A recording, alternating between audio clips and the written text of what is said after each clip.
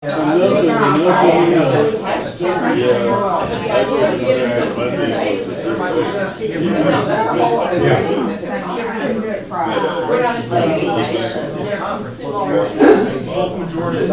to the College of Complexes. This is our 395th meeting since we started in February 2009. We put a speaker on every week, a different subject. We require a speaker to take a position on an issue or express a point of view. They have to be for or against something. We don't care what it is. We give them an hour to make a presentation. If they go over an hour, we cut them off. If anybody interrupts the speaker, we remind you to interrupt or listen only one fool at a time. It's one of our rules. Then we have questions and answers from the audience of the speaker. Then we have remarks, rebuttals. Everybody in this audience that wants to gets 5 minutes at the podium here to respond to the speaker said, for or against. And our speaker gets the last word, gets a comment, and a comment to close the meeting. That's how it works. But before we introduce our speaker, there's time for announcements. So if anybody has announcements, now's the time to make them. Anybody have announcements they want to make? Nobody has any announcements? All right. Well, we have two people here that weren't here before. I forgot his name, Dale and Eric Christensen, right? Yeah. Anyway, welcome. Thank you. So it's good to have more people here. You know, it's always good to. In fact, if you bring your friends, we can expand this thing, make it bigger. You know, so. You really want that? Oh yeah. You'll have to get a bigger place. Well, we've got the room there. Oh, okay. You know, we can spill out. We can spill out, take up the whole place if we want. You know, it's good. Anyway, just thought I'd pass that on. Next week is Regina and Burgess. She's going to talk about unsuccessfully combating fluoridation in Dallas. That's on your itinerary. I'm not going to read all this, but it's worth noting. That'll be our speaker next week. The following week, we're still open. If somebody wants to be a speaker, let me know. Our speaker tonight is Calvin Bluiett. He's sitting right here. He's going to talk about, will the 2017 federal income tax revisions make capitalism work for all Americans? He's an adjunct government professor at Cedar College. He'll discuss how the current tax, what's that? Valley. Cedar Valley College. I got Cedar College here. I made a mistake. Cedar Valley College. We'll discuss how the current tax revision, as promoted by President Trump and the Republican Congress, contend that it will decrease unemployment, increase tax cuts for the middle class, and multinationals will bring jobs back to America and reduce the federal deficit. Calvin argues this is not true. He will show that historical evolution of federal tax cuts from President Kennedy's tax cut of 1960 up to the 2017 tax revisions.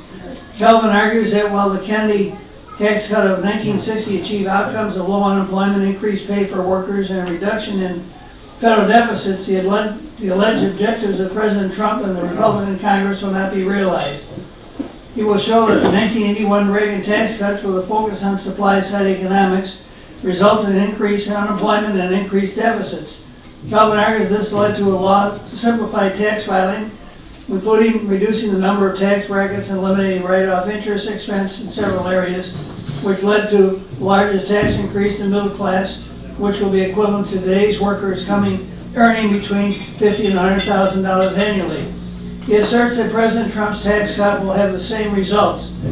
Calvin will show that the President Bush and Clinton tax increases led to full employment and 3 years with a balanced budget and projected surpluses. He will show that President George W. Bush tax cut did not achieve its objectives. Instead, unemployment and deficit increases led to a major recession. Calvin concludes the United States entering into two major wars and the cost stemming therefrom manifest clearly that the current action should have been a tax increase rather than a tax cut. So without further ado, please give a very, very warm welcome to Calvin Bluiett.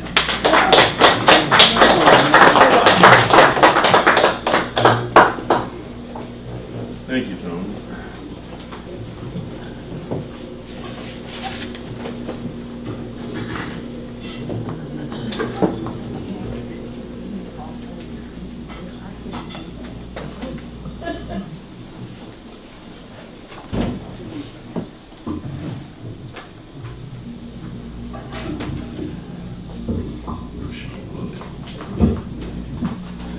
Okay, I should have given the rest of the presentation to Tom read it. He was doing a good job.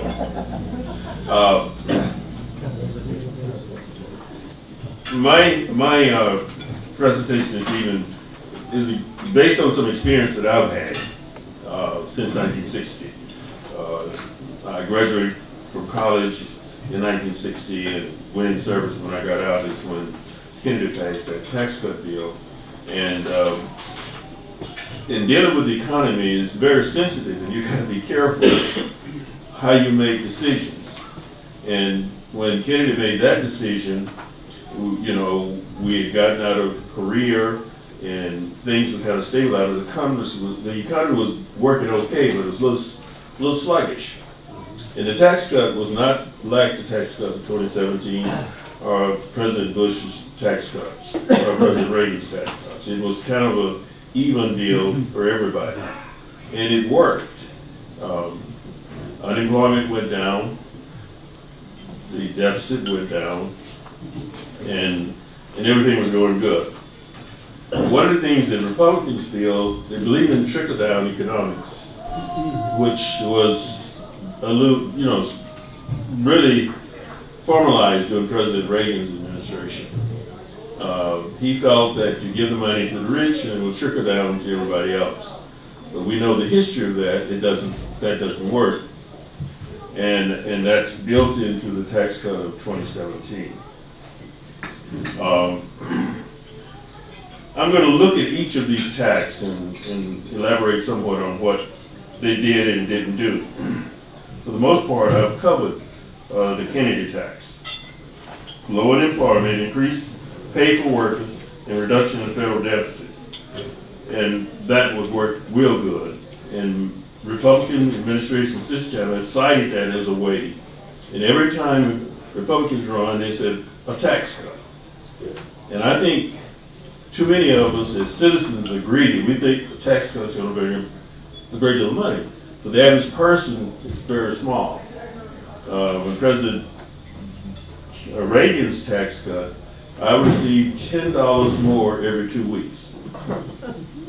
And that was when our twins were born, and that wouldn't buy the semi. Didn't help a great deal. And then the next year, the same thing. It really wasn't a cut, it was kind of like a tax rebate because our rate didn't change anyway. So the Kennedy tax cut worked because of the timing of it, where the economy was at the time, and it put money in and people spent the money and that kept us afloat and led to all those other things. Now President Reagan's tax, as I alluded to earlier, his people complain about the rich people's, I think the rich people are paying about 37% in 37% bracket. I mean, doesn't matter how rich you are, that's where you are. And this tax cut has lowered that. And the average person, average middle class person is in a 25% bracket. And so that's what that started with President Reagan, because they used to charge almost 90% and was reduced down to about 47% when President Reagan was president. And that creates, when the tax rate was high, then corporations and high-income people didn't want to make too much money. And they used the money to really increase pay for the employees, to keep up the infrastructure real well. So it was a kind of balancing effect. And the lower they raised, the more they lowered the tax rate, the more they keep for themselves. And they don't, they try to push all the burdens on employees. Most large companies and institutions had what's called a defined benefit package. I was lucky enough to have one of those. But right now, where we have the 401k, and a lot of people are going to be disappointed with the results. Most of them companies, they match about up to 7%. And my daughter has one of those programs at Parkland, and I kept pushing her to put 10% of her gross in there. And she started doing it, but they only put, so that's 17%. And she's been there near 20 years, so she has an account about 300,000. She thinks a lot of money. I said that you got to have almost $1 million in that to have a retirement plan is like mine, is equivalent to mine. She'd have to have $800 to $1 million in it. Because what they do, they take it and put it in annuity for so many years. And if you underestimate those years, then you won't have nothing. So that's what's going on. The more we loaded the tax rate for corporations and the rich, this is what they do. You know, instead of investing in plants in America, they'll invest in plants in foreign countries. Now, I'm not one that's against globalization.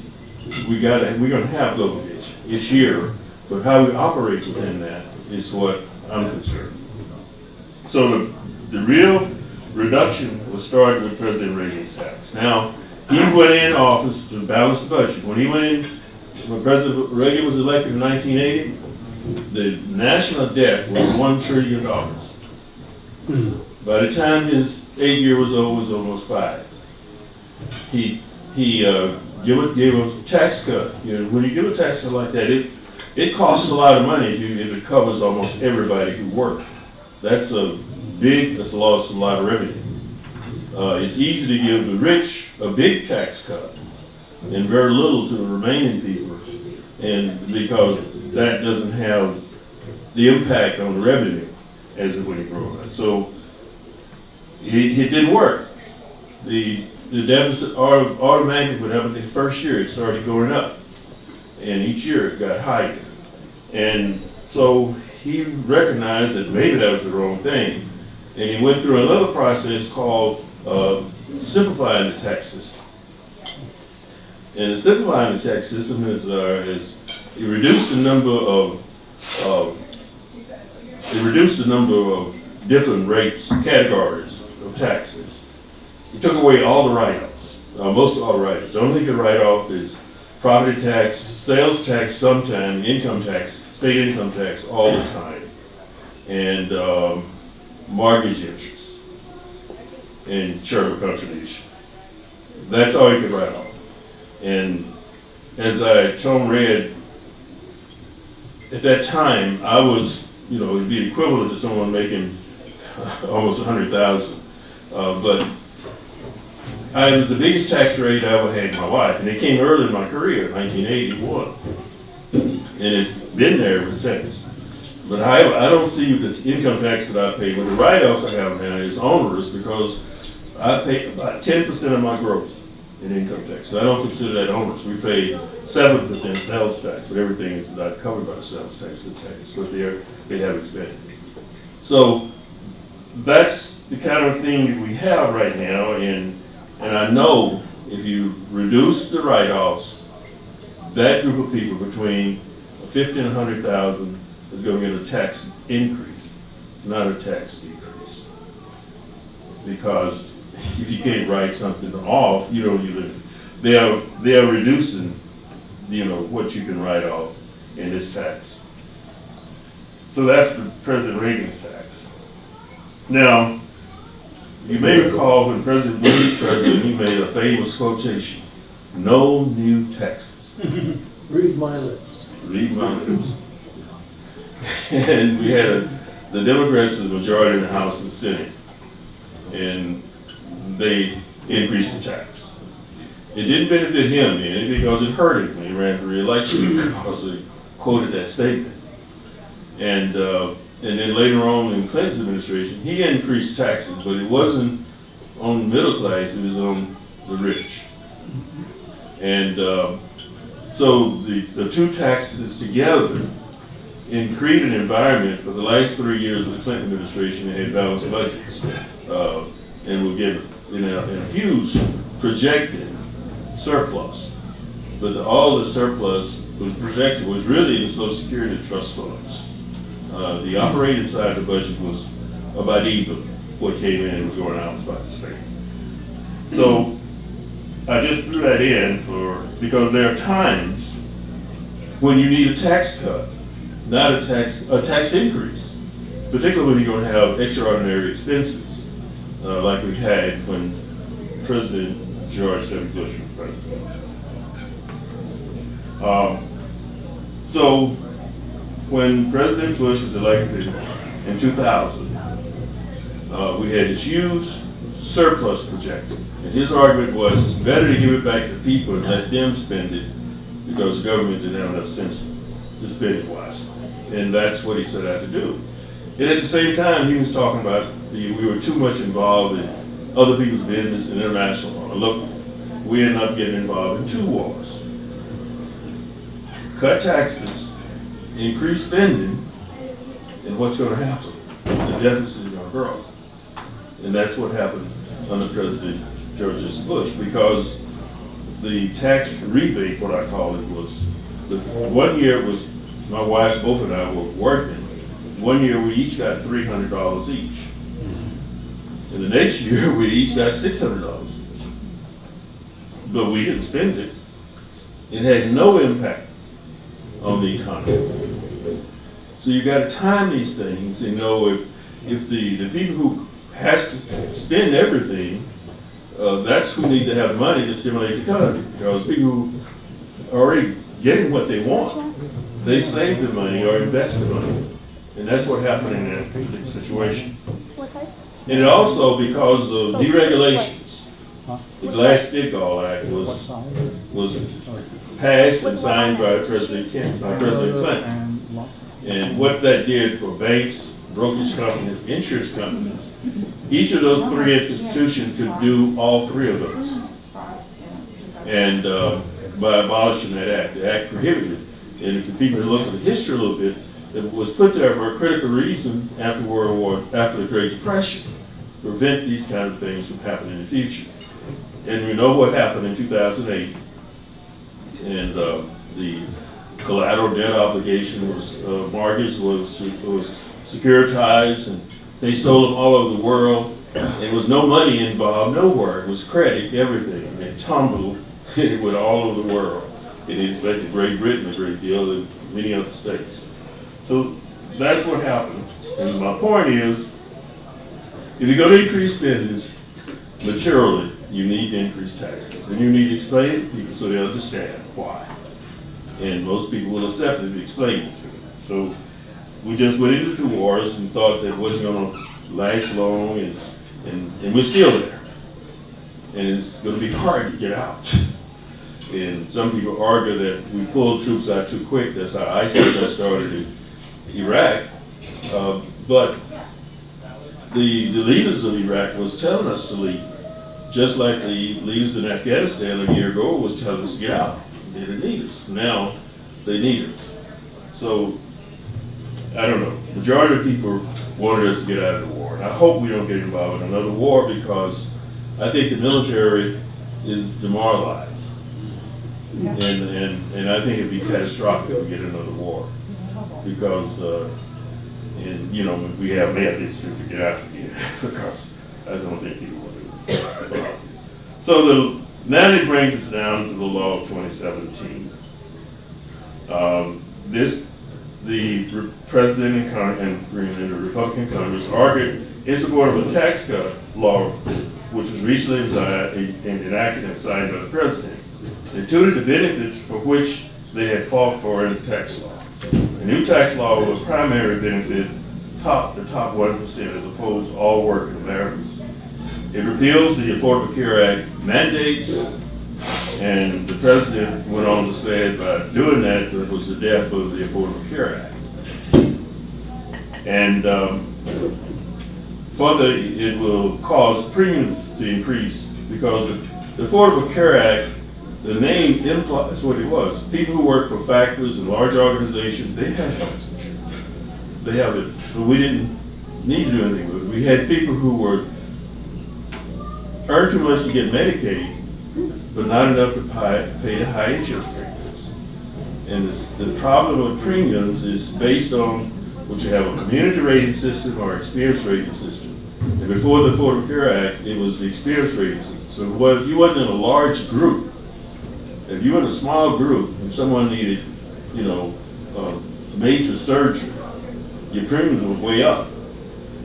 And so the Affordable Care Act kind of put everybody in in a community rated system, which if everybody was in there over time. Insurance, you gotta have large numbers, because the majority of people that sign up, enroll in the Affordable Health Care Act, are older people and people who are sick. Because you can't deny them coverage, and you can't really increase their premiums materially more than what other people are paying. So that means the young people are gonna pay a little more when they're young. And that's true in other insurance companies too. A lot more. And you're gonna pay a little bit less when you get older. And so it's set up that way. Insurance principles is based on that. You gotta have large numbers. A good example is Texas. We have, all the teachers is one group. And they perhaps get the best rates of any other group, because all the teachers in Texas, Blue Cross Blue Shield was really started by teachers, and that's what we have there. So that will be impacted. It won't necessarily mean it will kill the law. They will negatively affect the law.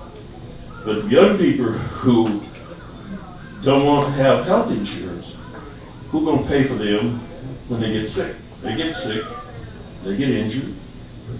Not as much as old folks like me, but they do. And the public hospital system may not give them, it's going to be based on your parking. They just don't give you, if you earn money, you're going to have to pay based on your ability to pay. And they'll stabilize you and send you home if you don't pay. Because the law requires them, they have to stabilize you and then discharge you. The new tax act should be called the Just Passed Something Act, since it was enacted based on Republicans' need to show that they can pass significant legislation and reward the wealth of donors who were threatening to pull their support if the Republicans didn't pass a tax law. There are conservative Democrats, particularly from West Virginia and North Dakota and 3 or 4 different places, but no Democrat voted for this act. No Democrat. So it's kind of like the Affordable Care Act was in 2010. No Republican voted for it. Mm-hmm. And so the results may be similar. President Trump and Republican Congress market middle-class tax relief that would not add to the deficit, would make the tax system simpler. Instead, what the law they passed provided a massive tax relief to corporations. Wealthy individuals and middle-class families will get a small tax cut, but others with earnings between $50,000 and $100,000 will get a tax increase. The deficit is projected to increase by about $1.5 trillion.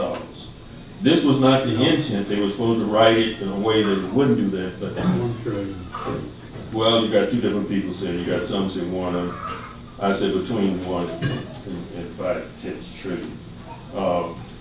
And when I look at it, I can see what it happened. This will force spending cuts that will hurt programs aimed at the same middle class. And high interest rates on top of the Republicans have managed to take a complex tax system, which is very complex, and made it more complicated. They rushed through a sloppy deal, creating massive new loopholes for the wealthy. The GOP will have a real challenge convincing rational people that the law will benefit people. These institutions will benefit from the tax law.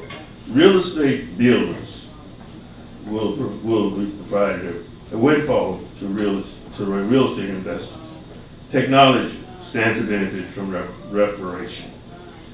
U.S. companies are set to get $3.1 trillion in overseas earnings.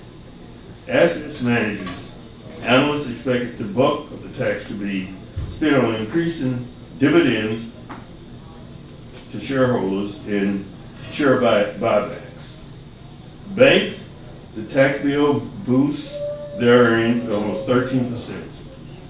Private equity, the reduction in corporate rate means companies should have more cash to fund acquisition. Autos, the industry's biggest companies will benefit from the tax rate and primed to be winners. Industrials and machinery, trucking is likely to see bigger impacts. In energy, oil and gas companies will be big winners. However, these organizations are not indicating that it will expand jobs, increase pay, and invest in America. There was a big meeting that was held in the media, and they asked these people what they're going to invest. I think 5 people said yes, and all the rest said no. Didn't say anything. And so that's what we're faced with. I want to just run through the law, and so we understand what it says. It says exceptions, credits, standard deductions. Right now, you have a standard deduction. Then you have additional deduction for each dependent. Now, that standard deduction is less than this. The new law will say, for a single person, you get $12,000 becomes standard deduction. That's more than what the standard deduction was before. But you don't get what you will get you for the dependents. If you marry, you get $24,000. Now you can easily do the math. If you have a husband and wife, low income, earning $20,000 each, that's $40,000. If you subtract $24,000, then they don't pay tax on $16,000. So they're going to benefit some, but it's really not going to be that substantial. So that's what that is pointing out. The new plan, the standard deduction is a temporary increase of $12,000 for a single and $24,000 for married couple.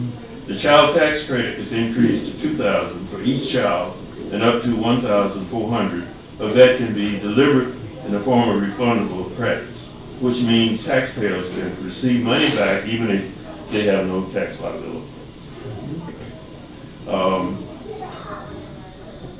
Their tax bill up by up to $500 for other dependents who are not children.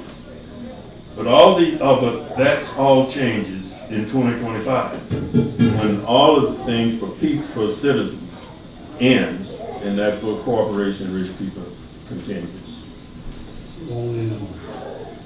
Mortgage interest and standard tax and local tax deduction. For some people that's pretty material. It is pretty material for me also. And now you're talking about local tax, not property tax.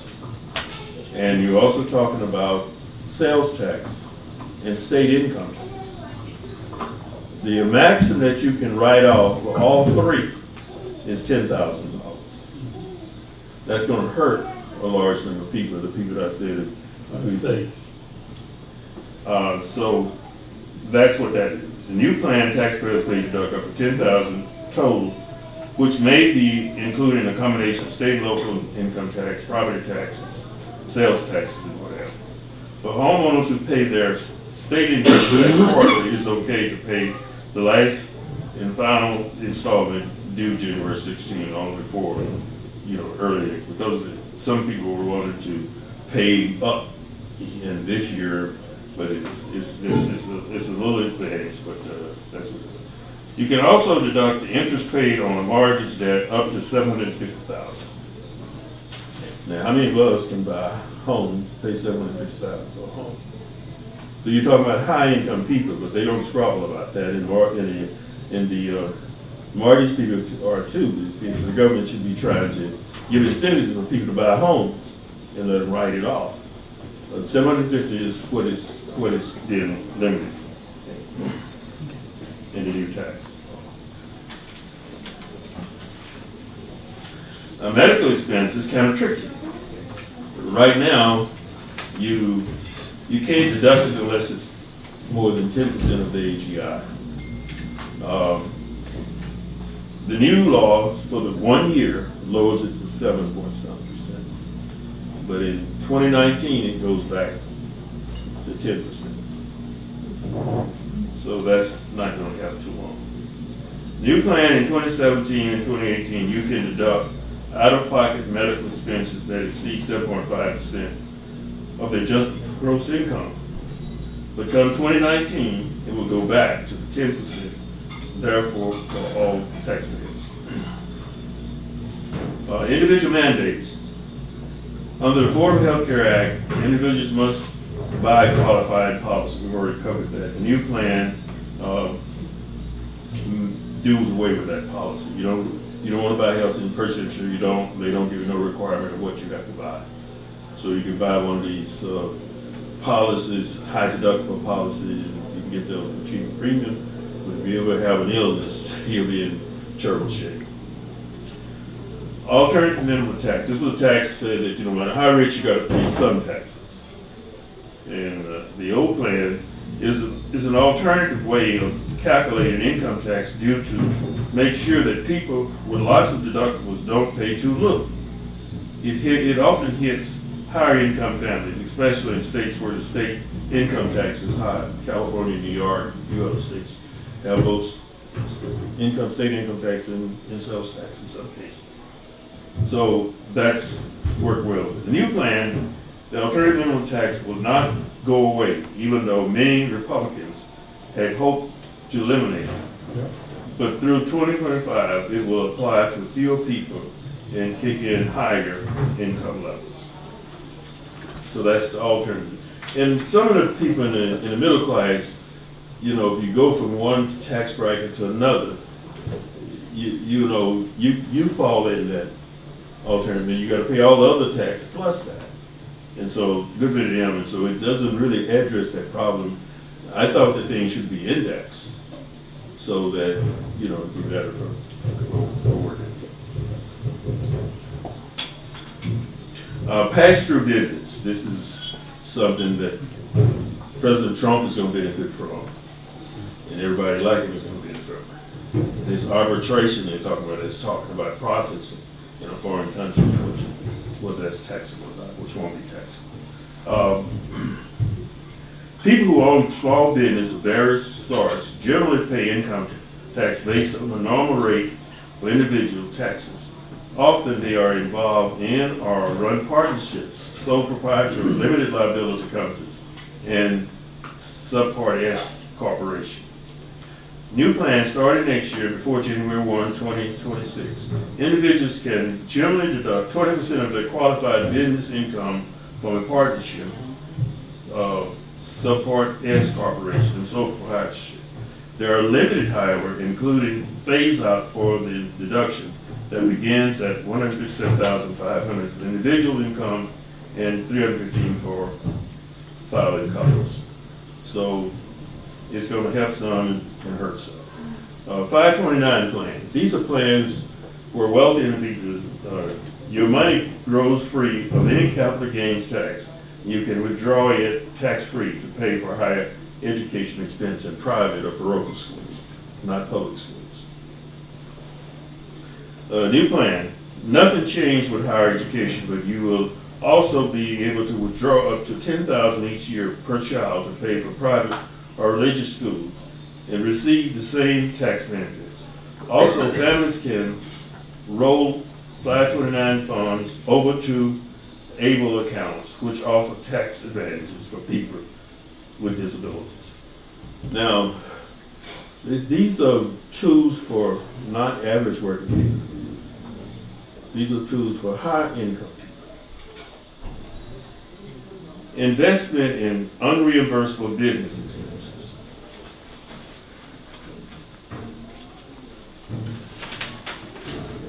Now you can deduct fees you pay to an investment or advisor and similar expenses related to money management, but only if they add up to at least 2% of your AGI. The same rule applies to work expenses your employee does not reimburse you for. New plan will no longer be allowed. Under a new plan, there will no longer be allowable deduction, though that lasts only through 2025. The IRAs, the root and RAs. Under current law, you can perform a kind of do-over if you recently converted individual retirement account to a root. The way that works is that if you make the conversion and then the value of the account falls or some other circumstance change before October 5th of the following year, you can recharacterize the root so that it is plain old IRA again. This could allow people to avoid paying higher tax bills on the amount of money that they had taken, fallen in value after conversion. New plan, no more do-overs. Once you convert to a root, it stays there. So that's taking away some of the advantage that people have. Losses from fire and flood. If you're a victim now of a house fire, flood, burglary, or similar event, you can generally deduct losses as long as each loss is more than $100 and all losses collectively exceed 10% of the adjustable gross income. New plan starting next year, taxpayers can still deduct those losses using the same rule, but only if the loss occurred during an event that the president officially declares a disaster area. So if you're in an area that has not been declared nationally, you can't do it. Alimony. Well, I didn't have to worry about that. I lived under the pledge. The commitment. Alimony is a deductible expense for people paying it, and those who receive it must pay income taxes. And so, if this young lady is married to a good man and she makes more money than he does, and they have children, and he keeps the children, she has to pay him alimony. And I guess you both can write it off, but that changes with the new plan. New plan, divorces will become a bit more burdensome for the ex-spouse who pays alimony because it would no longer be a deductible expense. Wow. But the person receiving the payment who no longer needs to pay taxes on the income, the person who received the payments who no longer needs to pay taxes on the income received. The change will take effect when divorces, separating agreements executed started in 2019. It's next year. Ex-spouses who want to modify existing agreement created only before December 31st, 2018 can continue to follow the current 2017 tax rule as long as they specify that in the new agreement. Okay, moving expenses. Taxpayers can deduct moving expenses even though they do not itemize their tax return, as long as the workplace is at least 50 miles further from the old home and that the old job location was from the old home. If you had no workplace, the new job must be at least 50 miles from your old home. New plan, moving costs generally no longer is a deductible expense, started in 2018. Though it allows some exception for members of the military. So if you're in the military, you can do it, but if you're not in the military, you can't do it right now. Tax preparation, you can use this in an old plan, the plan we're in now. You can use the deduct the amount of your taxes prepared specialist bill on any similar tax-related expense, like software you purchase, and the fees to file some form of electronic. New plans would no longer be able to take this deduction. Some of us, I use a system and it doesn't cost that much, about $40, $40, $50. But if I never had written it off, but I guess if I wanted to, I could under the current plan, on the new plan, you can. Inflation, this is something going to hurt me. New inflation accounting. Now there are different ways to measure. In other words, we use the consumer price index, the index, and it affects Social Security beneficiaries, it affects federal employees. In other words, if there's inflation goes up, they use the consumer price index, and we get it. In order to maintain parity in our purchasing power, we get an increase. I mean, this year I got a little increase. The last 2 years I got enough to cover the insurance premiums, increase in insurance premiums. But there's another one. The new plan will change the measure to what is known as the chain CPI. That moves slower, and you really won't maintain parity. But those are just people on Social Security and federal retirees. I don't think anybody else. Now, those of you like a chance, I wish that was that young man that won all that money. But you can't win if you don't play. And most of us who play don't win. So but he won a lot of money for a young man 20 years old. Well, Now, don't too many women chase him too much, too quick. You may not want to get married. Yeah, alimony was good. He seems to be a smart man. Okay. On the principle, you can deduct gambling losses, but only up to the amount of any gambling income during any given year. The new plan, the bill clarified that people, including many professional gamblers, will also deduct wages, expense such as the cost of travel to and from a casino, must add these expenses to their total losses before comparing that sum to their total taxable win, for the purpose of making the overall deduction calculation. This clarifies does not apply to expenses that gamblers incur beyond 2025. Taxability of discharged student loan debt. And now the general rule is you owe a debt, and then entity to whom you owe it forgives that debt. The amount of the forgiveness debt counts as taxable income. This is not currently the case for people who will soon benefit from the federal government's wipe away their debt of government services from loan forgiveness. To give an example, the National Health Service Corps have a scholarship program. You apply to get a scholarship program, the taxpayers pay for it, and you agree to work in a medical underserved area for a facility, and I used to work with that I've been retired since 1994, but they would earn $100,000 and they would have to pay it. They had another called loan repayment program. If you get that, you do the same thing and the taxpayers pay for it. That's because in medical underserved areas, they have a shortage of doctors. And that's designed to help those people. So the new plan, discharge debt, and even have death or total permanent disability, will no longer be taxable. The provision expires after 2025. Kiddie tax. This year, if a child collects unearned income, let me explain because I went through it. I set up I put money in the education fund for my daughters and my son. And the interest income met the definition of file. So I had to file for both of them. And, but I could still carry them because I was paying off freight. If they had earned enough that they would have gotten something back that would have been reduced because they're basically carrying themselves, but they aren't paying the bills. So the parents paying the bill, they can take the write-off. So that's basically what they're talking about.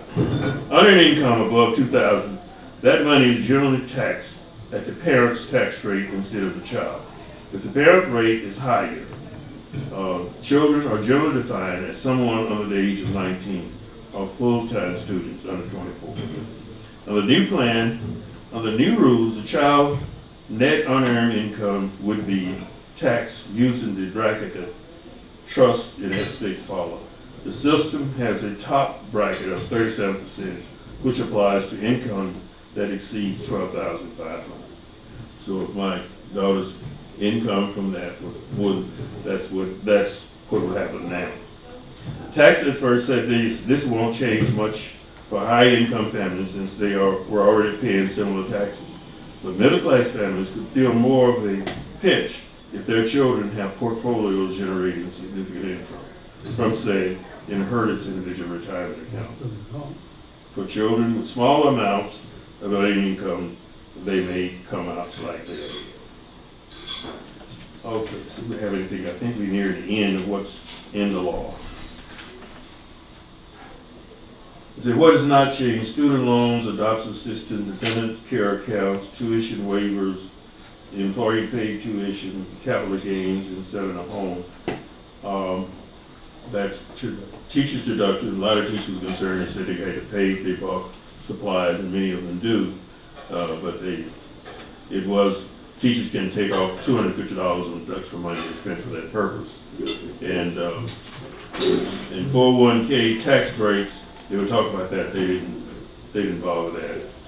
Electric cars, buy and qualify for medical savings account. These accounts came into existence before health savings accounts, but work in similar ways. The House bill, they proposed to take away the tax break for contribution to the accounts, but that did not make it to the final deal. Selling stocks and mutual funds. Under the current law, people who have shares of stocks or funds in a taxable investment account can choose which share to sell if they are selling part of their investment. This allows people who bought shares at a different time to sell only the ones that will help them pay the least amount of taxes. I guess so that's the tax bill. And you can see that who it really helps. And those organizations that I identified are the ones.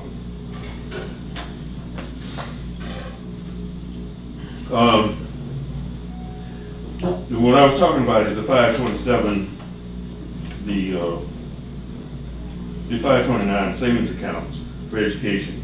This potentially would have a negative effect on public education because you're really dealing with parents who are already sending private, have high income, who can send their children to good private schools. The GOP ideologically have been convinced since before Reagan that trickle-down supply-side economics works. 5 years ago, they asked the impeccable Congressional Research Service that is above reproach that if lowering the tax rate improves savings, investment, and economic growth. They came back and showed the results of the analysis that said changes over the past 65 years. I missed something. If lowering the tax rate improves savings, they came back and showed that there was no correlation at all. The GOP Congress tried to kill the report. The results of the analysis that changes over the past 65 years in the top marginal tax rate and the top capital gains tax rate do not appear correlated with income growth, reduction in the top in income, economic income growth. The reduction in the top rate appears to be uncorrelated with saving, investment, and economic growth. However, the top tax rate reduction appears to be associated with increasing concentration of income at the top of the income distribution. As a measure by the IRS data, the share of income accruing to the top 1% of U.S. families increased from 4.2% in 1945 to 12.3% by 2007, before falling to 9.2% due to the recession in 2007 and 8. The average rate paid by the top 1% fell from over 59% in 1945 to 25% in 2009, when the marginal tax rate was 9%. The priority for income over 100,000, CEOs didn't attempt to cannibalize the company by siphoning billions in compensation while laying off employed workers. Since the marginal tax was high, deferred compensation was crucially important. And with incentive to save tax dollars, both corporations and individuals invested in defined benefit pension plans, as I talked about earlier, not 401ks. Instead of paying top executives millions and laying off workers to maintain their lifestyle, CEOs recognized that the best way to avoid taxes was to pay employees a living wage and invest in their company's own infrastructure. There are three events, 8 years apart, created the economic disruption which we have today that will only be exacerbated with the new tax law. In 1978, the Supreme Court ruled in Marquette versus National Bank of Minnesota versus Omaha Research Corps. The case threw out usury tax laws. That means states were able to limit what the interest rates were. And so when that was thrown out, there was no limits. They could do what they wanted to do. Okay. It allowed states to set interest rates as they saw fit, offering credit cards to anyone breathing. I don't know if any of you have children that have gone to college, they had no income tax, and you didn't know it, they got a credit card, and they get out, they got a terrible credit rating. I had that experience, and I was disappointed that my daughter did that, but she did. They didn't care if they were breathing, they'd give you a credit card. And that's created problems for you. I mean, it took her years to get out of it. And changed the course of American business from industrial manufacturing to financial services. And if you, some years ago, they were talking about the best minds were going and getting MBAs, Master Business Administration, in finance, because they make a ton of money through manipulation.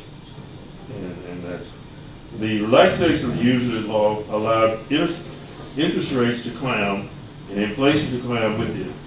Why be involved in manufacturing with a 10% return when you can get 18% return by sending someone a credit card with a high credit rate? That's one of the. At the same time, someone figured out that RS Code Section 401k, originally created to limit executives from deferring too much income from themselves, could also be used by employees to defer income, thus shifting the burden of retirement pension responsibilities to employees.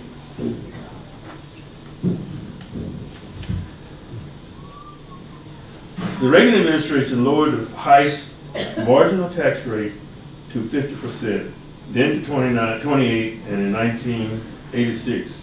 Prior to that, there was a disincentive to earn a lot in 1 year.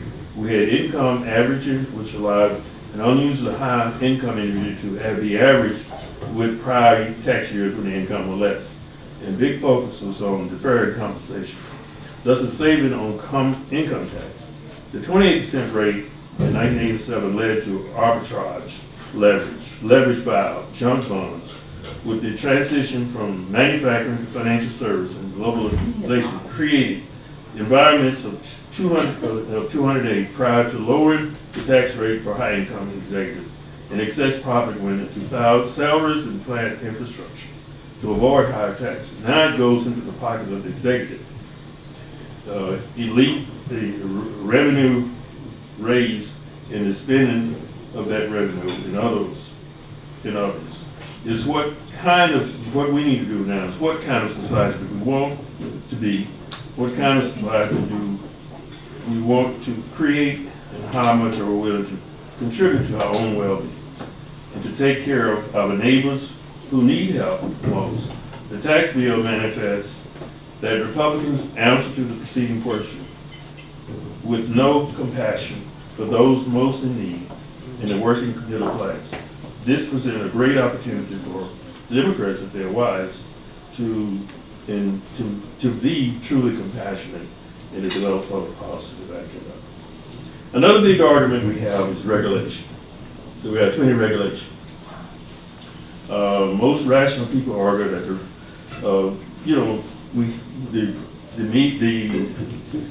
what we receive in the media, I guess, causes us to hate regulation. And many times we hate regulation that we benefit from.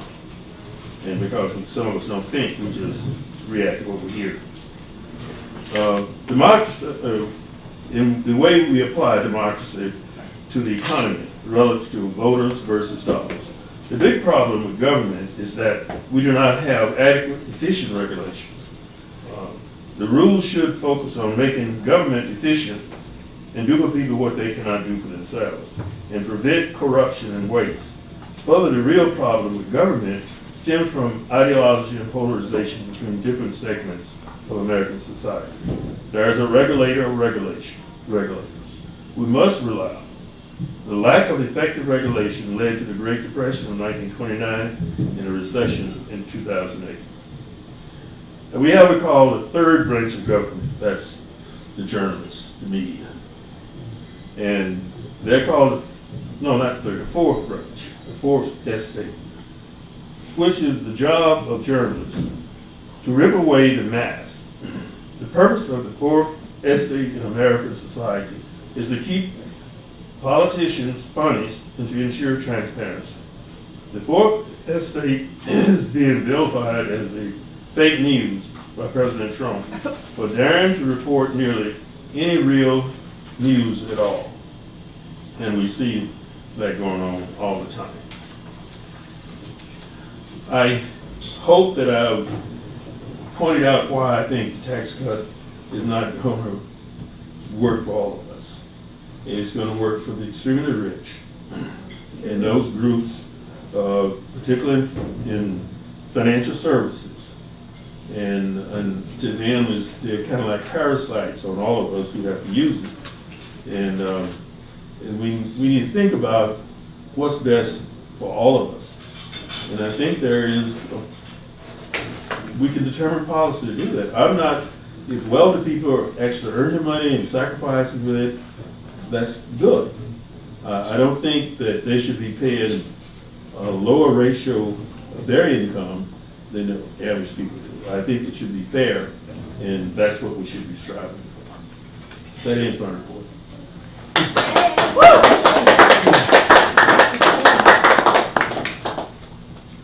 Tom? Yeah. Go on here.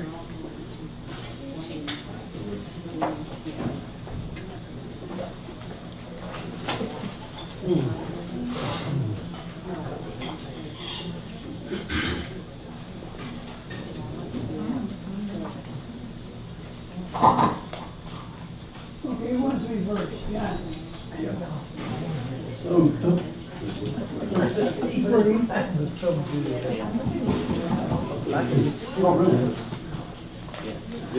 Jesse, one, two.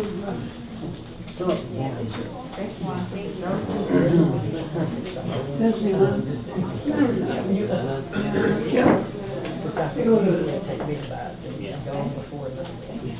Was the night before Christmas and all three. It's working. You gotta have a deep voice. Anyway, last time this trickle-down economics was applied, it ran up the debt. And of course, there was later on it had to be paid for, when for Bush Senior, had to do it. So, two things. Would you predict the same thing's going to happen? When is it going to happen? And will the chickens come home to roost? Yeah. I think it's gonna happen. I think it's gonna happen. When, I can't really predict. But what you look at is something that I didn't indicate, but the majority of people, only 25% of people supported the tax cut. And a huge majority, may not be 75%, but it's materially more than 50% was opposed to it. And when it's actually implemented and they see how it's going to benefit them, I think it's going to be a lot of negative fallout. And, maybe people will start being so narrow-minded and think about what's best for all of us, and then vote differently.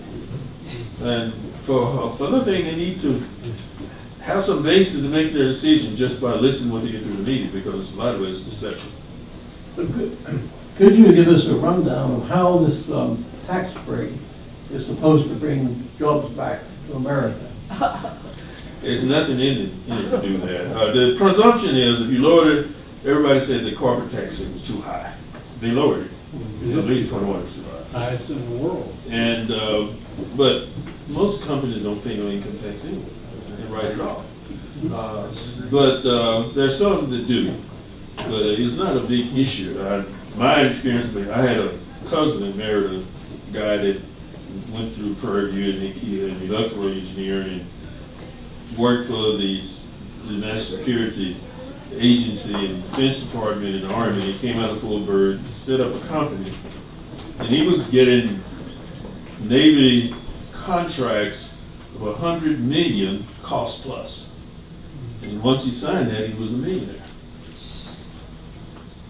So that's what I'm saying. He told me, and we were friends, that his home, the car that he drove, the only thing they bought was insurance and health insurance. Everything else was owned by the company, and they probably bought the insurance through the company. It's a very large company, and most companies do that. Cedar. So they feel that if you lower the rate, then they would bring them back. But the thing you got to remember, the manufacturing jobs that's in China and South Korea and other places, they are never coming back. They're coming back as robotics and digital, and that's not labor intensive. But it does create other jobs, and that's what we face right now. We have a number of technical jobs we don't have Americans trained to do, so we bring people in to do that. And but I don't think the universities know that. Someone needs to be giving that information to students so that it helps them make a career choice. And I think that's where we need to be focused on, and it doesn't do that. So what's your opinion about having a national plan, industrial plan? I'm an advocate for a industrial plan. It creates a framework for people to operate. I know a lot of you don't like John Kenneth Galbraith, but he wrote a book, The Fluid Society, and he called it kind of like the planning system. If you look at it, multinationals plan. They plan to make things happen. If you don't plan, you just react. And that's not economical. And so anytime the government try to do some planning, then they come up and say, well, that's communism. And but they do it all the time to make things happen. In fact, multinational has an international organization that meet in Switzerland about 4 times a year, and they invite leaders of nations, if they think you have to achieve their goals. And so they plan, but nobody else is planning, and we just reacting, and so that's what we have those kind of problems. Hello? Is it It's a working? shout Okay. to it. Okay. First of all, just this is a comment, but it's coming with a question. You mentioned that like during the run up to 2008, everybody that had anybody that had a pulse or breath could get a credit card or a mortgage. Well, I know that there were a couple of funny people that were interested in testing this, and they actually got their dogs mortgages. Yes, it happened. And okay, my question is this business of like companies like Apple who are they going to have to repatriate profit? I mean, they moved to Ireland, and I'm understanding that Halliburton moved to Abu Dhabi, so they don't pay tax. I mean, in other words, are these companies, these really big earners that have moved headquarters overseas, are they going to have to pay, or is that that those so-called inversions? What's happening to them? Yeah, with the arbitration, it has to do something with what you're talking about. But anyway, even a company that is headquartered in the United States, if they earn a profit in a foreign country, they don't pay income tax. They have to earn it here in the United States. And if they move the office out of the country, the United States will have no jurisdiction on it. Did that answer your question? Yeah, sadly it does. It's not getting any better. I got a question for you. Okay. As a direct result of this tax plan that Trump signed on December 21st, a number of companies, including AT&T and Comcast, have given their employees, non-management employees, $1,000 bonuses, and they've increased wages for a number of people. Walmart is increasing wages as a direct result of this plan. A number of companies are planning to build factories here in the United States as a result of this plan. Black unemployment is at like 6.8%, the lowest ever. How are those facts, as a direct result of this tax plan, harming anyone? Well, I think I'm glad you brought it, because I was in the ring of AT&T, and yes, they give them $1,000, and all their employees, that's $20 million. But they're reducing employment by 1,000 people. And these companies that bring factories back, they are not labor intensive. They're robotics and digital. You got to be trained. And if we want to help people, we got to get them retrained. And that was a big issue in 2016. White males between 45 and 55 had the highest mortality rate of any other demographic group, because they worked in private industry, unionized, made good money, was trained in skill, went to a high school education, and the job was outsourced and sent overseas. And there were no jobs like that for them to get. So they lost everything. And nobody was doing anything to help them. They needed retraining. If they had retraining, then they could get jobs. And that's pretty much what happened. And to say that the law was just signed a few weeks ago is going to have that kind of effect that quick is a little dreaming, I think. Well, it is having an effect. Well, Immediately a lot of Immediately after it was signed, well, a bunch okay. of companies said. well, they where were we in gonna- 2009? Where was the country, where was stock in 2009? The employment, the economy has been improving ever since that. It was 5 point something, almost 5.1% before President Clinton, President Obama left. It's been 5 years. Yeah, but 5 the years. base is there. He hasn't done anything to cause of these. He's counseled some regulations, which are going to hurt us, because one of the regulations he counseled was they don't have to meet the field efficiency. So we're going to pay more for gas. So we look at all of this. The system was already working, and it's working now better. I think he ran against Wall Street's, and who's Secretary of Treasury? There, and so he's proven to them. So the large financial institution that manages retirement funds and endowment funds, they can cause the stock market to move whichever way they want to. They have that leverage. So, yeah, that's how I see it. Well, a follow-up to Wonderful Walmart is that they just closed a lot of the Sam's stores. 40 of And them. 40. thousands of people are being laid off. And the other problem with them raising, why they raise the wages is a lot of people are working for Amazon, which is also impacting, sales at Sam's, for instance. And so things aren't just like what you hear on the radio or you read on Facebook, there's other underlying causes. And, there's really a shortage of workers. The building industry needs about 20,000 employees in this state alone. Yeah, they need training. They just can't walk in there like they used to and do unskilled work. That work is some good skills. You got to have some skills. And that's why I'm saying, if we're going to improve real employment, we got to retrain people. Get them retrained. That'd be a great investment, not a gift. Right, technical schools. Now that people are able to choose and pick more from other insurance companies on their health insurance, I'm seeing the rates go down to almost a quarter what they were under Obamacare. Okay, that's a good question, but I think you better look at what benefits they're going to receive. There are high deductibles, 3 and 4 and 5,000. And if you got a high deductible, the premium is going to be less because most people don't spend I that can much. get a plan for about, with a What's covered in the $6,000 plan? What's covered in the plan? You're a white Same male. stuff? I What's can covered? get, all the plans have different coverage, you gotta. But I know that, but But the thing is, I got for $700, just personally, I can get a plan through Blue Cross Blue Shield that would have almost a $7,000 deductible. Or I could buy another plan for $200 at another that will cover the deductible, so that I have pretty much zero coverage for about $250. But you're a white male of a certain age, it's just. Oh, it's got nothing to do with it. It's all relative, it's all relative. Anybody can go to the insurance.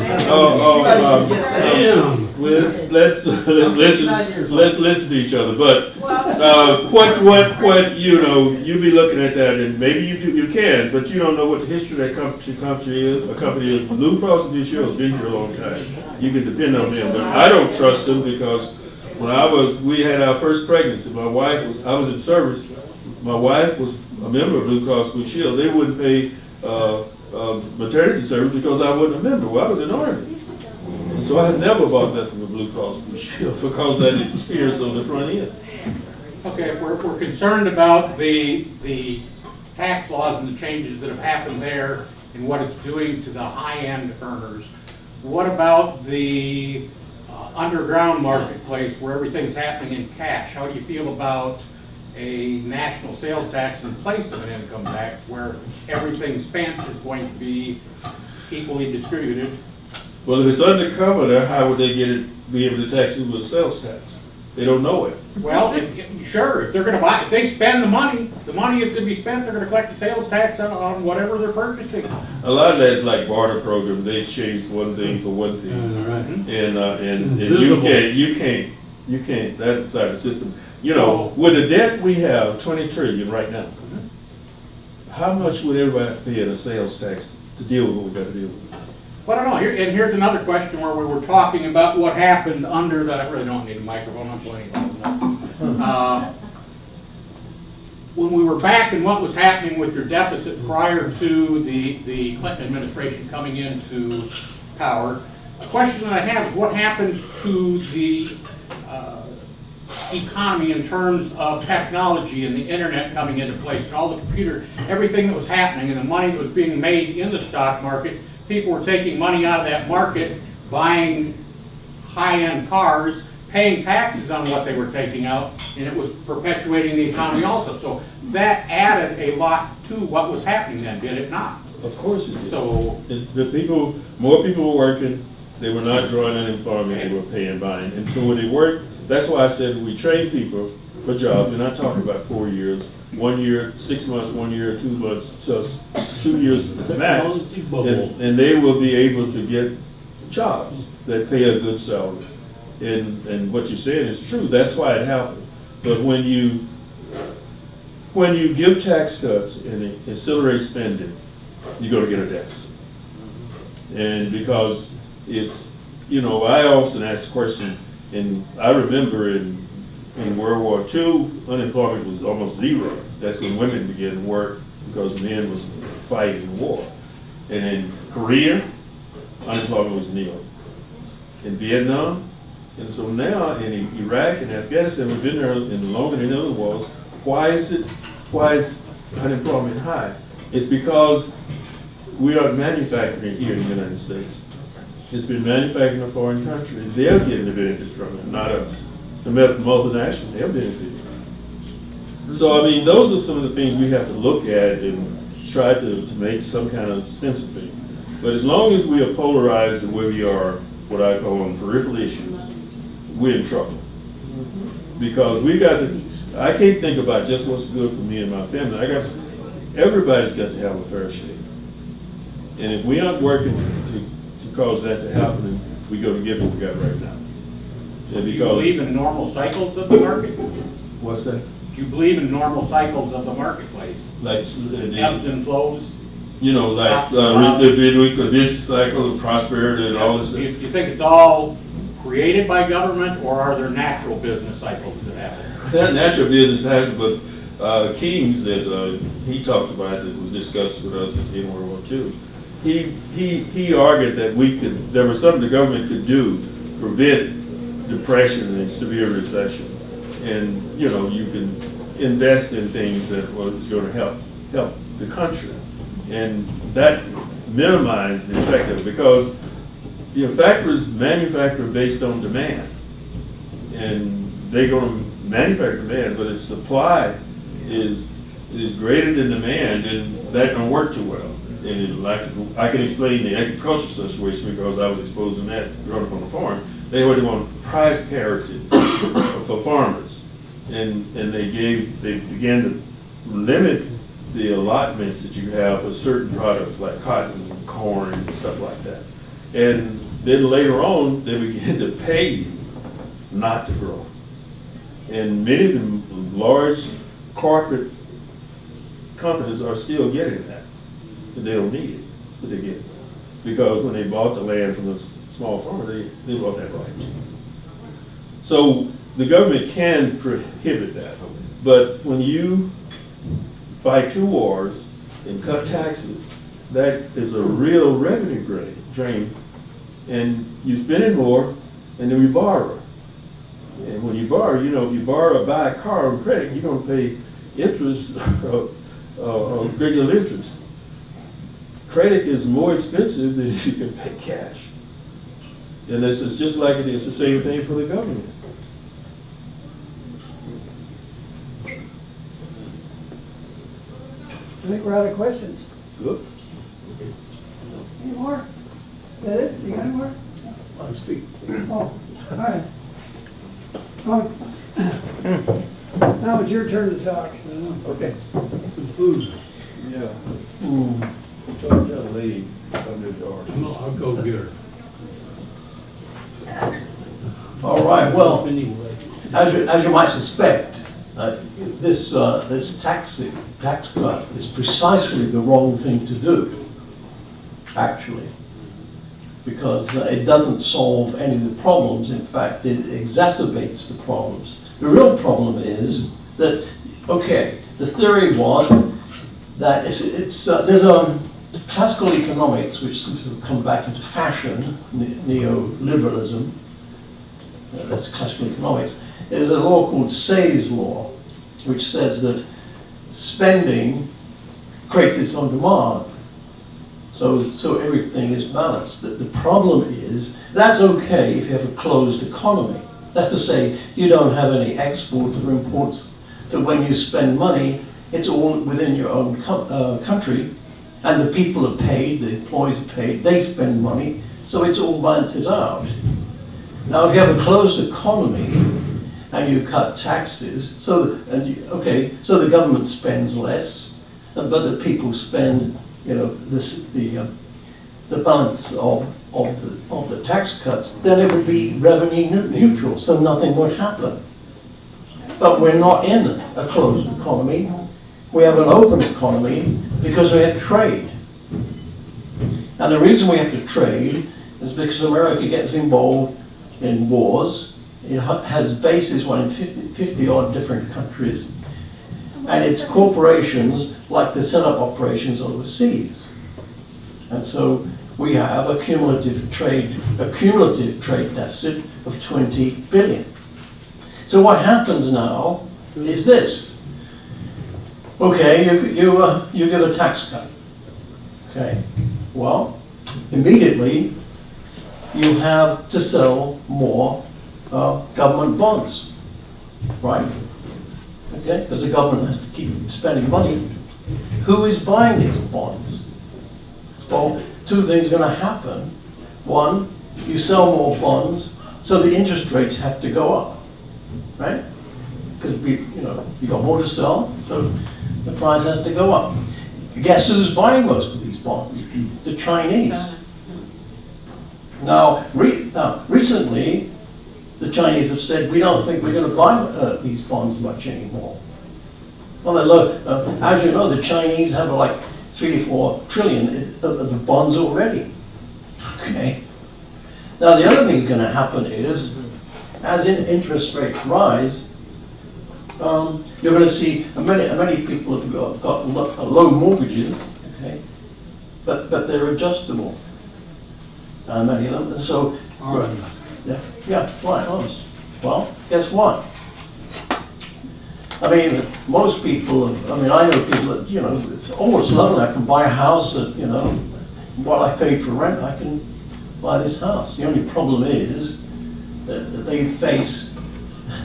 Well, especially around here, the house prices go up, so the real estate taxes go up. But secondly, the mortgage payments will go up, and so you're going to see more and more foreclosures. Okay, so I think what this will do is we're now roughly every 8 years since Reaganomics. We had a crash, more or less. And we're well overdue for one. And so I think this whole tax reduction, which will accelerate interest rates going up, and we're widely overspent. On everyone is up to his eyeballs in debt on every front. Or, we're headed for a crash. Now, let's talk about the major corporations. Okay? As we know, it's the major corporations that pay the bills. They bought out as the best democracy we can buy. Okay, they bought it. So naturally, they're all for tax cuts. They don't really give a damn about what happens in America. They're multinational. Why would they? Their fallacy is to believe that they can go on building cheap overseas, and there's people here who can buy it. Well, I've got news for them. I mean, there's a limit, especially when the actual median wages are not going up much in this country. And certainly $7.15 an hour for minimum wages is not going to buy much. And so what we should be doing is taking that money, instead of giving it tax breaks to corporations who are going to go offshore anyway, they're not going to come back, is to actually start investing in this country and in the people of this country. Because the wealth of a country depends on its people, not these clowns that run corporations. Believe me, I've seen a lot of them. I mean, they're not geniuses, they're not entrepreneurs. Most of them get their MBAs, they come up through the ranks. They didn't start companies. They arrived there. They have no idea about it. And many of them don't start near the bottom. They're not actually doing anything. They just float from company to company. And so what you'll get is a guy that's got an MBA in the food business. Next minute he'll be in real estate. Next minute he'll be running the railroads. These people have no idea about running companies whatsoever. And yet they're getting the big bucks, more and more and more. So we have, as we've seen, I think 60-odd% is going to the 1% of this tax cut. The other thing is to recognize, where is that money going? Where's the cash flow going? So mum and dad get a few $100 extra. Where are they spending this money? I mean, is it buying more goods, imported goods from China and junk other parts? Is it going to the corporate coffers? Is it going to the top echelon? How do they spend their money? Well, I can bet your boots that they're multinationals. That money is going to a tax haven. That's not coming back to America. So, this money is drained away overseas. And I must hand up and say, the City of London is the prime architect of this whole worldwide tax evasion. Something like 30-40 trillion is in tax havens. So if I were a corporate executive, I'd go to London and I'd say, well, set me up a nice front business in Cayman Islands. My name won't be attached to it because they're all proxy owners.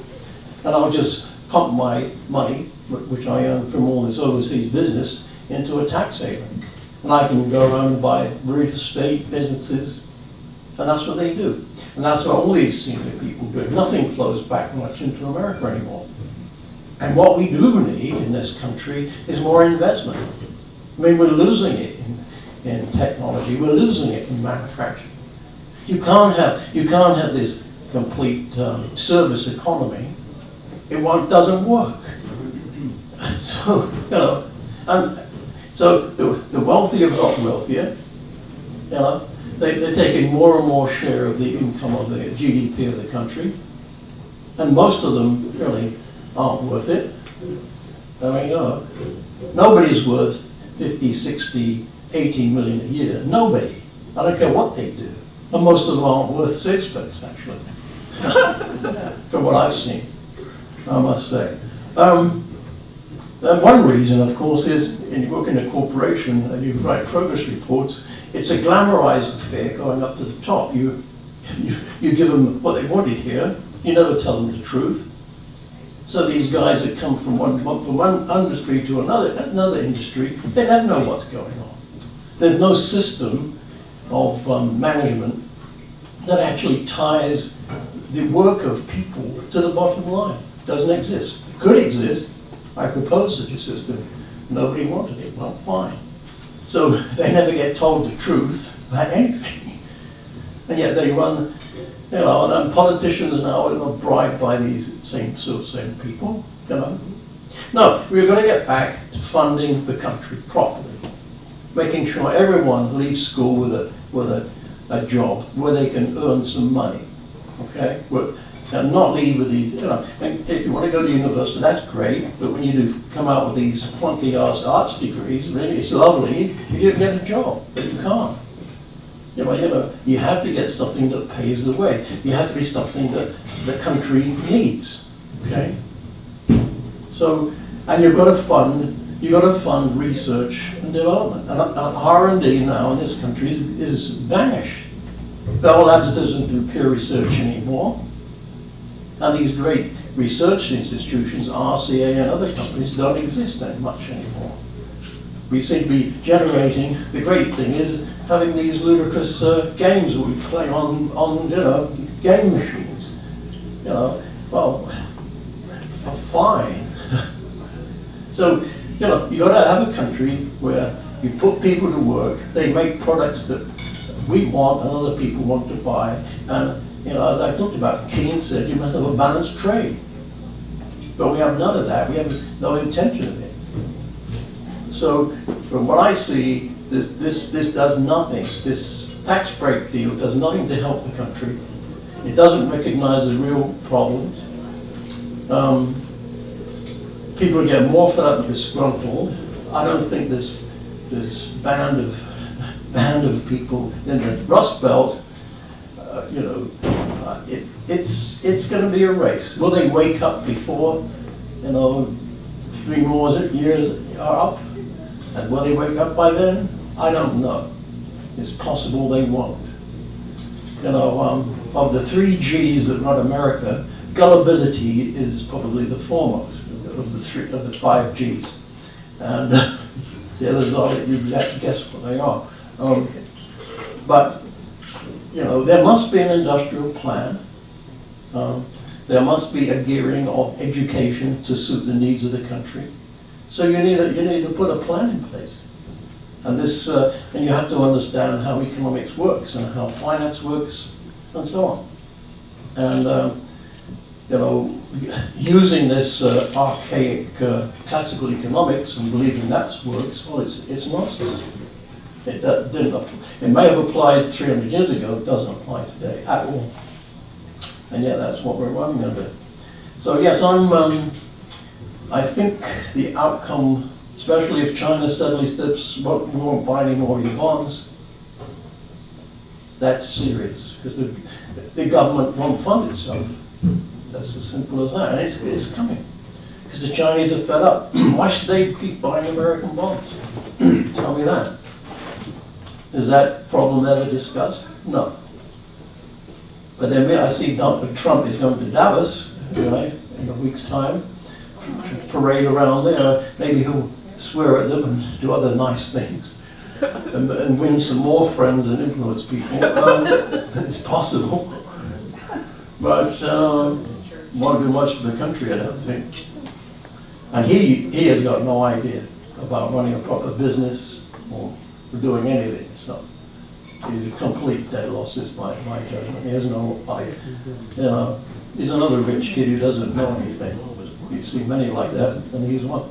Well, on that cheery note, okay.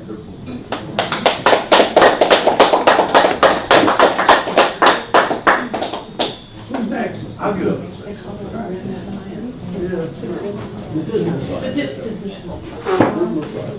It amazes me how liberals can look at what Trump is doing and say nothing is happening. Good, of course, it's all bad. As soon as Trump, even before he got into office, he convinced 2 or 3 companies to either keep factories here or bring some back from overseas. Since he's been in office, and particularly since the tax cut that he signed on December 21st, a number of companies are making plans to build factories here. I mean, it doesn't take much research to find that out. A number of companies have given bonuses to their own employees without being asked to. They just did it. And they're raising wages. I know someone at the gym who got a $1,000 bonus. I mean, just an average guy, working guy, he got a bonus. Thousands of people have gotten bonuses as a result of this tax ban. How does that harm anybody? Is that not doing anything? I mean, it's actually happening. Black unemployment is at 6.8%, lower than it's ever been under Trump. Unemployment is lower than it's been in at least 17 or 20 years under Trump. I mean, how can you deny these things? I mean, if you're going to look at evidence and base your philosophy on evidence, you've got to acknowledge the evidence that exists. And those things exist. And I've got a list of like 175 things Trump has done, not just that. There's scads of evidence that Trump has actually done a lot of things that bent coal miners. I mean, coal miners are going back to work. Hillary Clinton was promising to put them out of work. Okay, and Trump even went to the opening of a new coal mine. I mean, those are jobs. Jobs for average people, and they're going to work. I mean, how can you deny that? I mean, Trump is actually doing things and making it happen for average people. The facts exist.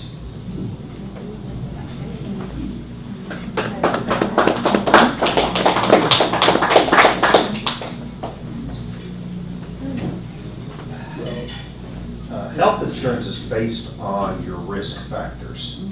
Younger people are healthier, they shouldn't have to pay more than older people. So the statement you made earlier about the fact that the young people will pay more, well, you know, under some of the plans that I'm looking at, I can get a young person in their 20s covered for around $70 a month to maybe $100 at most. Considerably less than what they could under Obamacare, which, by the way, to add to what you were saying, the 8 years that we had the great Obama presidency, we suffered greatly in this country. We never once had a 3% gross GDP, not once. Number two. Huh? Number two. There were two? There were never 2%. They were never 2%. Oh, so it was even worse. 1 point something is all you could get. The GDP was that low. It was literally in the hands of an imbecile that knew nothing about how to stimulate an economy. As far as rates, I have friends that are paying right now that have not gotten the gospel from what I'm telling them, that are spending $2,700 a month for their family's health insurance.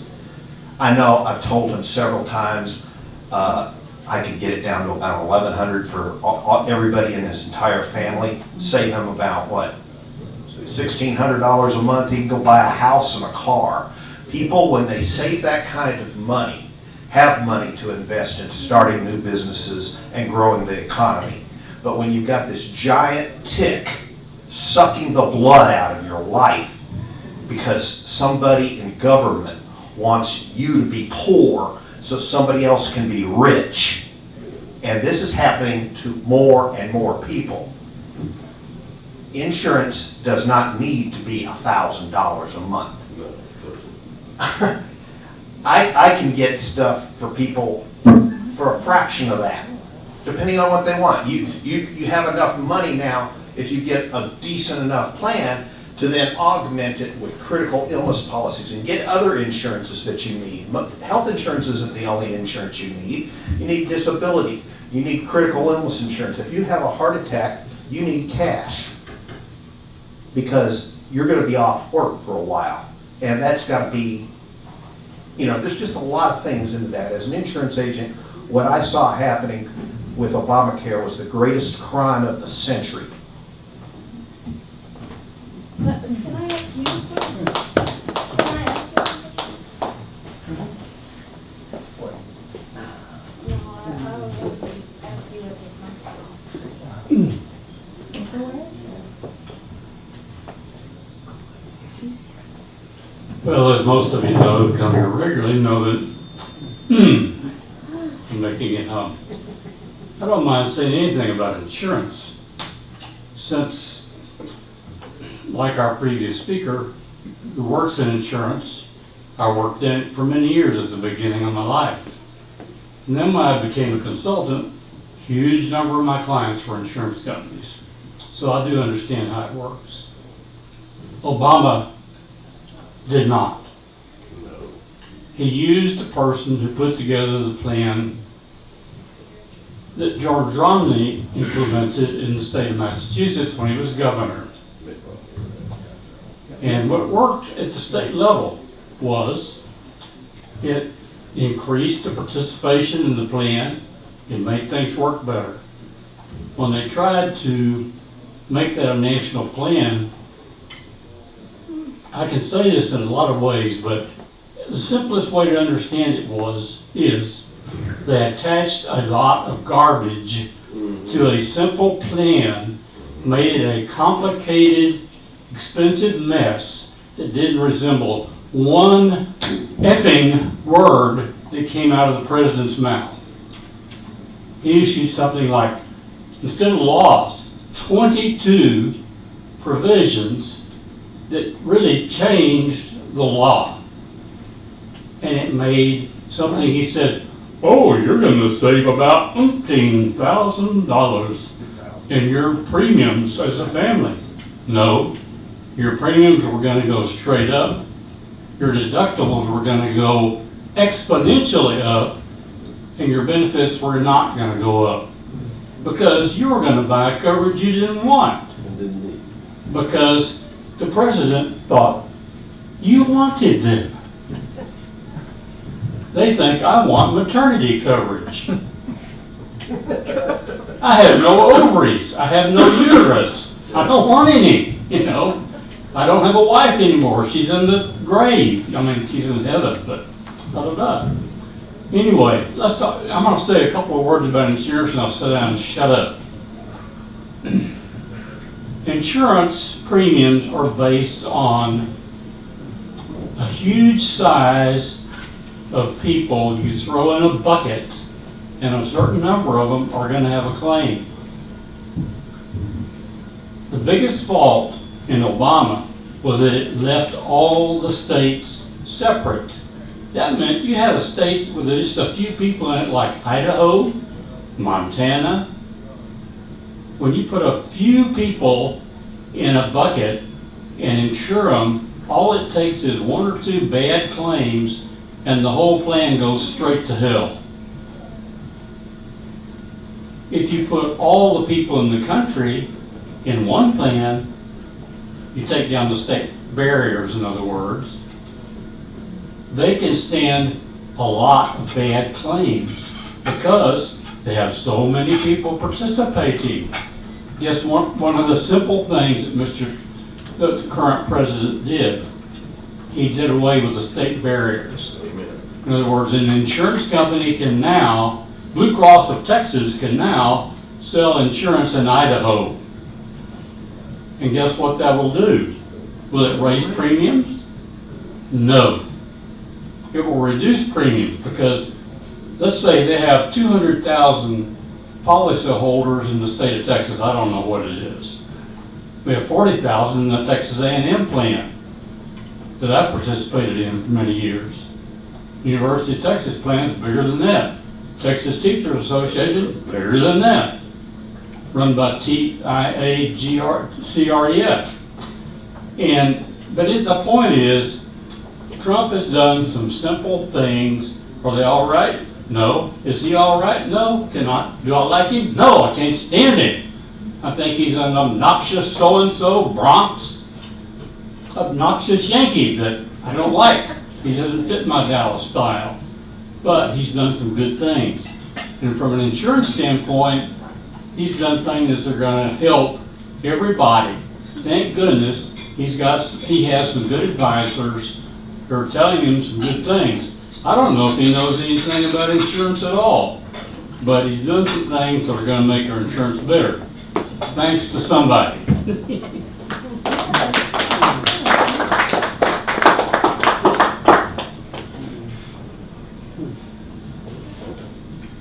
Well, Calvin, you have a characteristic in common with our former speaker here, our wonderful British person. The damn parking lot is filled up. It's harder to find a place to park when you're talking. As of the statistic I just looked up, June of 1916, in Afghanistan, 4,424 Americans had been killed and 31,952 wounded. 31,000 Afghans were killed and 29,900 injured. Every day in this country, on the average, 22 of those soldiers commit suicide. Our Veterans Administration has done damn little for the people who have fought for this country. Amen. Trump just fired about 300 of those SOBs for malfeasance and nonfeasance, and he is going to completely change that administration, which he has said he would do. And I mean, this 22 people a day is, what is it, over 8,000 a year commit suicide. How many of you have given a damn about that? How many of you have stood up to the government and said something about it? Good for you. And all these issues that we're talking about, this tax and that tax and so forth and all of that, all of that is, again, in that example I've used a dozen times of roosters in a cockfight. We're down here in that little pit fighting each other over different little issues when the big picture is much higher of a level than that. And we need to see it. Number one, our Constitution still forbids to this day personal income tax of any kind. Amen. It is illegal, unconstitutional, and the so-called amendment to the Constitution that passed in the Federal Reserve System and the one that passed in the Internal Revenue System, which was simply the collection agency for the Federal Reserve System, are still illegal. Before those happened, when the government needed money, the Treasury produced the money. And according to law, it was backed by silver and gold. 1 ounce of silver is defined in the Constitution as the American dollar. And then this fiat money system where the Federal Reserve came in, i.e. the Rothschild International Banking System. You know, way back in the 60s, I could spend, I think it was 3 American silver dollars and fill my 24-gallon gas tank. You know how many silver dollars that would take today? 3. Inflation happens on paper money, on fake money. And that's manipulated just like Wall Street is manipulated, just like all these bonds we were talking about are manipulated. It's just, let's build up an opinion about it, a feeling about it, and the value will go up or down, and when it goes down, we'll buy it all, and when it goes up, we'll sell it. That's how we're all manipulated, the little roosters down here in the cockfight. That phony money and phony value in paper is something this world needs to eliminate. I'm not in favor of having a stock market because there's so many billions of dollars stolen from the people every year in the stock market by manipulation. And we're down here thinking, oh my God, they say that IBM stock's going to go up, let's get some of it, and so forth. Well, you're in the cockfight, folks. One side's got, like I said, the razor on the left heel and the other on the right heel, and they're focused on these little issues they're so emotionally charged about that they fail to see the big picture of how humanity is manipulated. I think the biggest movement of anything in the Middle East has been oil. That entire part of the world is filled with oil. The whole thing with Syria is that the oil companies wanted to put a pipeline through Syria, and Assad didn't want that.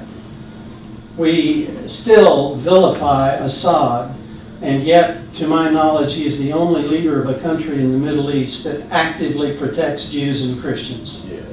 One of the largest areas that is still free from ISIS and those people that we have created and supported financially are mostly Christian and Jew.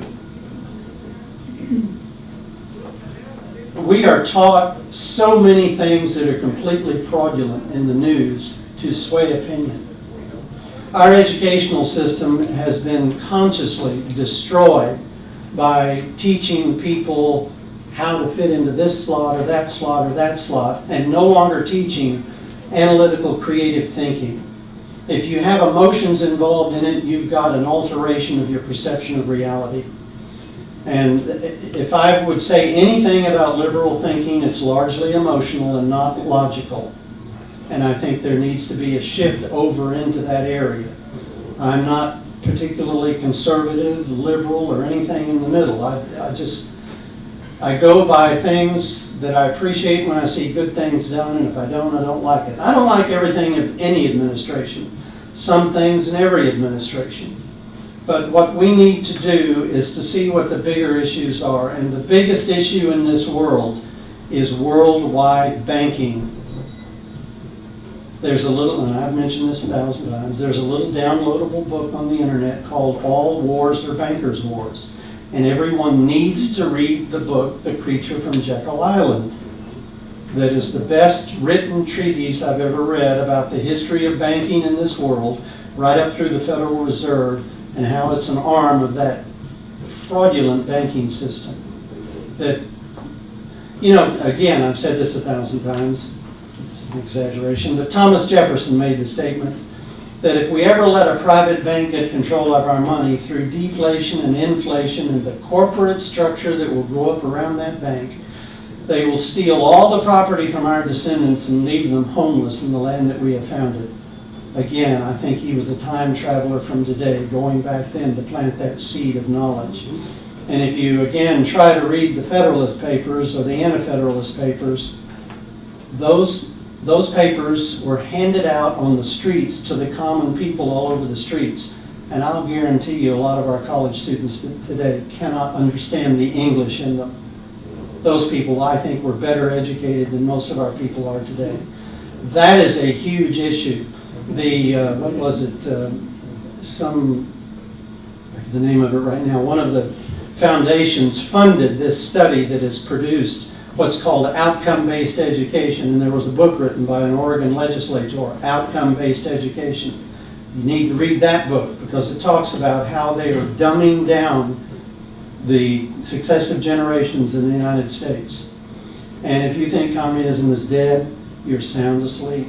It's just changing, morphing its forms, and tearing down the moral fiber of this nation is the principal goal. It's like, was it Yuri Bezmenov? You can look him up. I've said this a bunch too on the internet. When he was interviewed, he defected from the KGB and came and lived his life out here in the United States and made the statement that the first step in converting a nation to communism is you must tear down the moral fiber. And they had allotted like 15 to 20 years to do that, and they were astounded in Moscow when in the United States it only took 10 years. Look these people up and see what they have to say.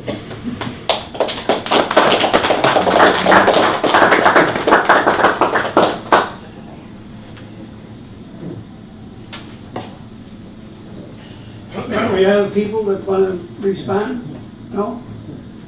Okay, I guess I'm the last one standing then. I gotta thank our speaker for doing a terrific job here tonight. You got us all thinking. I'm from, my background is labor, and I understand certain things I don't, but our country today, we're $19 trillion or $20 trillion in debt right now. It's really bad. And you wonder, where did this all come from? And what are we going to do about it? Obama. No, it's not Obama. It's been going on for a long time. Half of it. That's No, not even half You're of it. totally Yeah. wrong. I didn't report on you. He didn't report on that. Anyway, We took it to the end of 20. anyway, I think I have the floor. But there's a years ago, what's happened is corporations have left our country to go where labor costs are cheaper. This has been going on for a long time. And as a result, Apple, for example, produces everything in China. They don't produce anything here. We don't have jobs here producing anything. So the end result is they go where labor costs are cheaper. This helps the multinationals. It hurts us. And it's not a good thing. We've created WPA and different WTO, and different trade agreements where the corporations actually rule on the agreement, and this is not a good thing in that sense. This has to be amended somewhat. In my view, if we put a tariff on another country, we're gonna have a price war, we'll be in trouble. Put a tariff on Mexico, they're gonna put a tariff on you, you're gonna fight it out and you're gonna lose, because everybody else will make out in the process. There's nothing to stop you from putting a tariff on a corporation, though. You put a tariff on a corporation that left this country to go where labor costs are cheaper. Put a tariff on Apple. What would the tariff be? Be the difference in labor costs, the difference in environmental protections, the difference in transportation costs. That's what they pay to sell it here. And if they don't want to pay it, they can produce it here. Then they don't have to pay the tariff. So we get them to come back here. Now, I listened today about Trump bringing getting some corporations to stay here or not leave here. It's a mixed bag. There's nothing to keep them.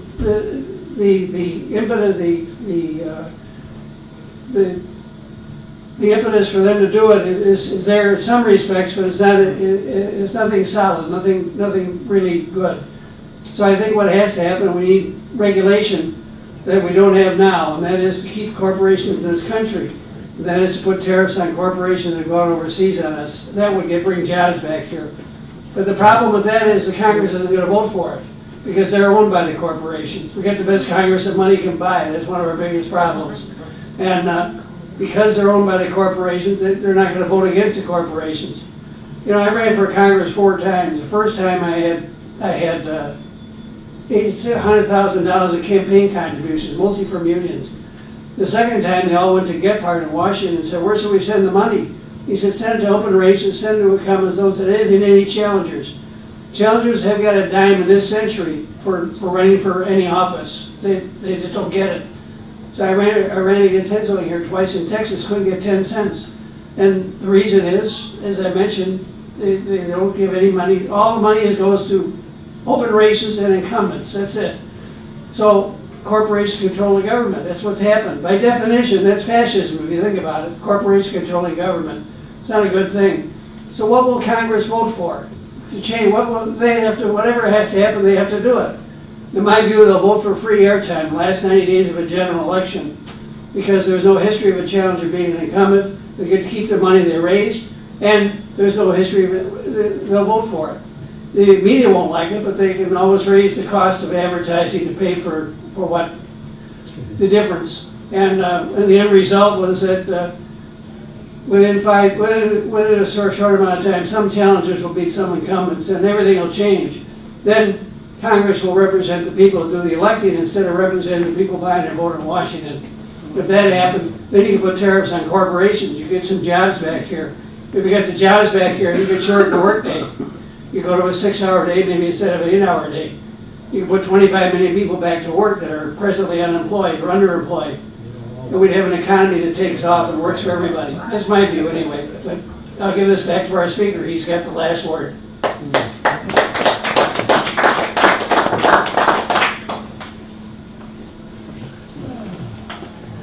Well, I know my perception is people have their perception. And some people say it's true to one person is untrue to another.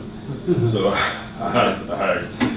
that's what it is. I'm not a liberal, I'm a moderate. And I do a great deal of analytical work to make presentation. I just don't come with my opinion. There were a couple of things I wanted to somewhat refer to. Health insurance is, if you buy a policy for the amount of money that has been alluded to, you don't get much coverage. You better not get sick. I just went through a 9-year ordeal with my wife with cancer, and the treatments was like they would bill $5,000 for an infusion, and sometimes you had to have it a week, and you can't pay that. The insurance company can't pay that. They're in business to make money, and we go with these cheap policies, they don't pay very much, and that's been proven. And part of the Affordable Care Act was to have a basic benefit package that you would have reasonable coverage if something happened, because many of them were buying the policies where you had high deductibles, and you got to get through that before they pay. Now, if another company say that we're going to say you that for $200, I wouldn't trust that either. Because I used to, before I retired, I just got an examination to see whether they had prostate cancer. And it cost, the deductible was $1,000. And that's a common procedure. A large women get that. So, you know, if you want to believe that as the fact, you go ahead and live with it and you inhabit it and you'll be up a tree without a paddle. I have good insurance. It didn't cost me any out-of-pocket money. So my premiums are not that high either. They're reasonable. And she got, I imagine $1 million of coverage. And in 2016, I stayed in the hospital 4 days. It was $50,000. And every doctor that spoke to me submitted a bill. And then later on the year, I was in the hospital for 13 days, and that was $107,000. And every doctor that came back submitted a bill. It cost me no deductible, nothing. I had Medicare, and I had my federal employees have benefit. But you know, the premiums are not cheap. But when you look at the benefits that I receive, far exceed my pay, and it's because it's a big pool.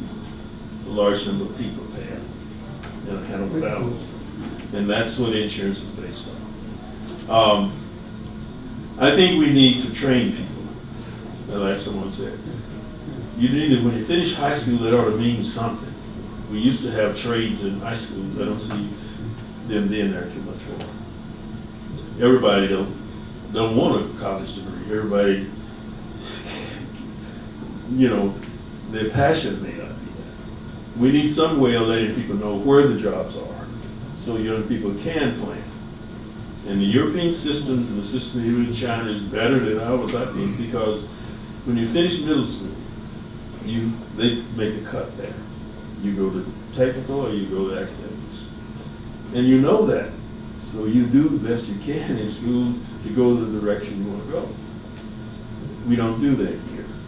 And even my daughter, who went on to get a PhD in physics, she said, "Daddy, do I have to make a decision the first year?" I said, "You've got to do it in 2 years if you got to know, because the course you take the first 2 years, basic course, you're going to take it." But she didn't. She thought she wanted to be a doctor, and she didn't. She said biology, and she liked quantitation, so she went into physics. So I think that's where our hope is. I know for many people, the morality is an issue, and I don't know. I wonder about where you older men were when you were young like me, and I was in the Army with a bunch of you. We were all pretty much on the same track. We didn't care too much. We had a framework, I think, maybe a little different from what we have right now. But it seems like the millenniums are moving more back to more morality than perhaps my generation and the generation after me of that time. So I think, you know, church ought to mean something, because I'm not going to, you can have whatever opinion you want. You should have what you want, and I have mine, and it's different from so many people who articulate your point of view. Thank you.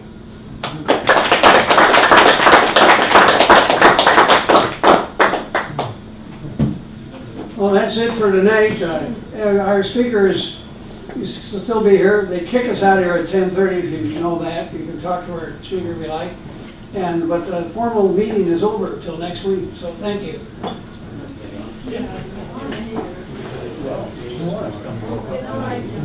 Oh, I have your book. Tell her.